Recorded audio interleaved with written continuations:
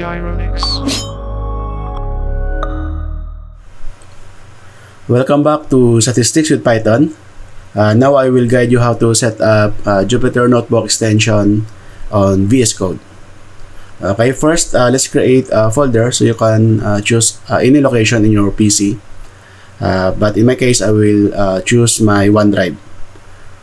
Okay, so I will name my folder as my last name, okay, Madrona. This folder will serve as the storage for our Python programming exercises throughout this course. Okay? Okay, now let's open the VS Code. Okay, so just double click.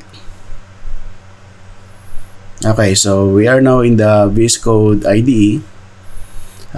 We need to browse to the folder we have just created. Okay, so open that folder. In my case, the Madrona folder. So again, I will browse to my OneDrive and select that folder. Okay, now my VS Code is directed to my Madrona folder. Okay, so let's try to sync our VS Code to our GitHub account. Okay, just sign into sync. Then just log in your credentials, username and password. Okay, so after successfully sign in, just continue, then grant access. Okay. Okay, let's verify if we have successfully synced our VS Code to our GitHub account. So my username OrbitGeneX. Okay, so we're good to go. And now let's install the Jupyter extension. So just browse to the extensions tab. Okay, and in the search bar, so search for Jupyter. Okay, so install this extension. Okay, I already have in my PC. Okay, in your case, go ahead and install. Next, let's browse for Python extension. Okay, so this one. Okay, so go ahead and install this extension. Another one, this is optional, so you can install this Atom 1 Dark theme. Okay, so if you want, you can select some themes for your VS Code. Okay, so let's try this 2017 Light. Okay, so in my case, I am using the Atom 1 Dark. Okay. Okay, now let's verify if we have successfully installed the Jupyter Notebook extension. Okay, so let's create some file. Let's name this as test. Okay, .ipynb. ipynb is the extension of Jupyter Notebook. And make sure you have kernel selected. So this one, the Python 3.13.3. If not, okay, just click that select kernel, then browse to your Python environment. Okay, so select whatever available version, okay, in your PC. Okay, so let's create some code. Okay, a simple one. Okay, let's say print hello world. Okay, then just hit that run all. Okay, so it displays hello world.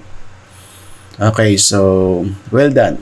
The Jupyter Notebook extension is successfully installed in our VS Code.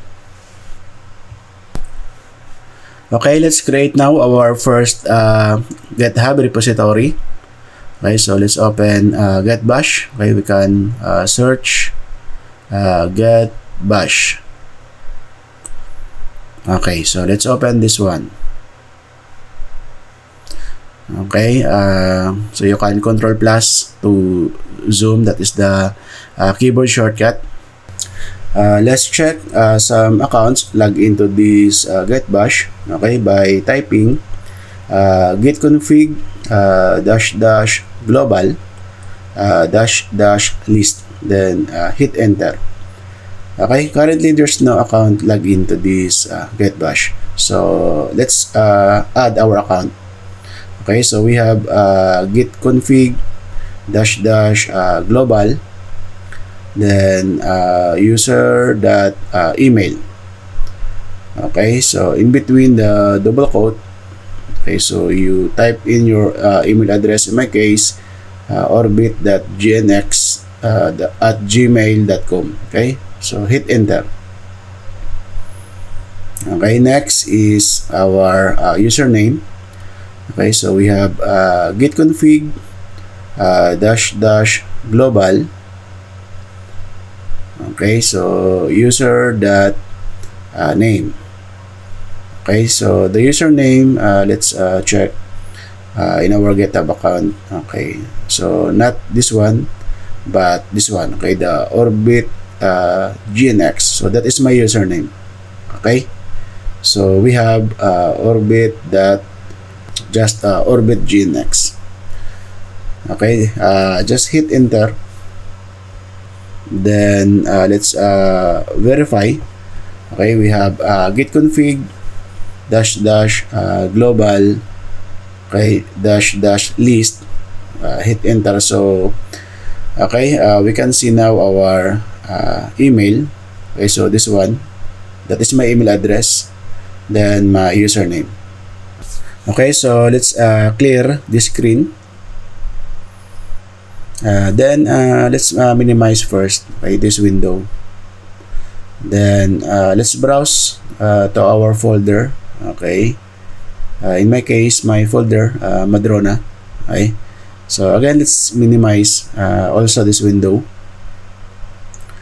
We will change directory, okay, to this folder. Okay, so we have a cd, then space. Okay, again with space. So just drag your folder, in my case Madrona. Okay, then hit enter. Okay, so you will see your folder name. Okay, in my case Madrona. I am now in my Madrona directory folder. Okay, so let's check the status of this folder. Okay, we have git status. Of course, it's not yet git repository. Okay, so we will initialize. So we have git init, then enter. Okay, so it is now git repository. Okay, so let's verify again. Get status. Okay, so we have one unstaged file. Okay, the color red. So let's stage this file. Okay, get add space then that. Okay, enter. Okay, so let's verify again. Get status.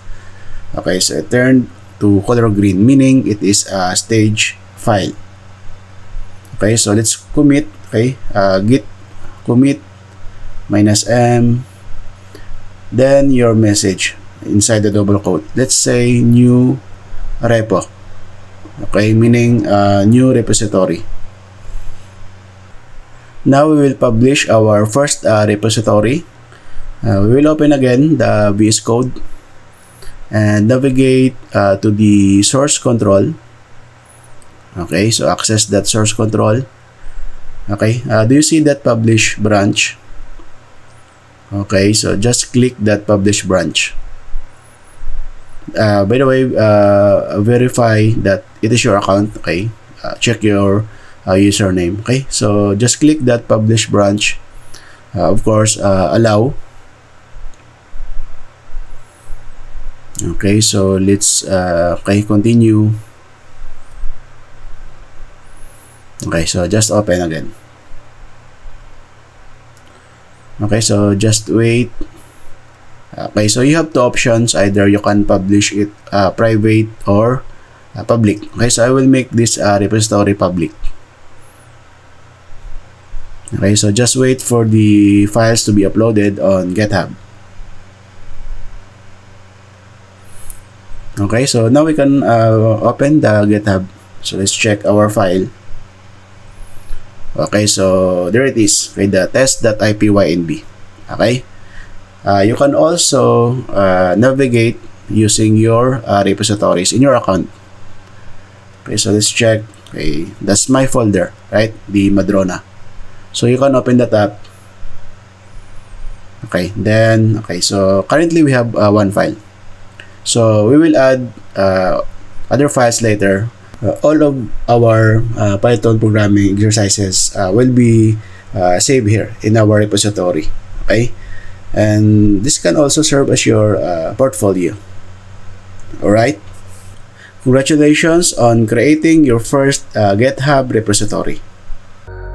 Thank you for learning with me, and see you in the next lesson.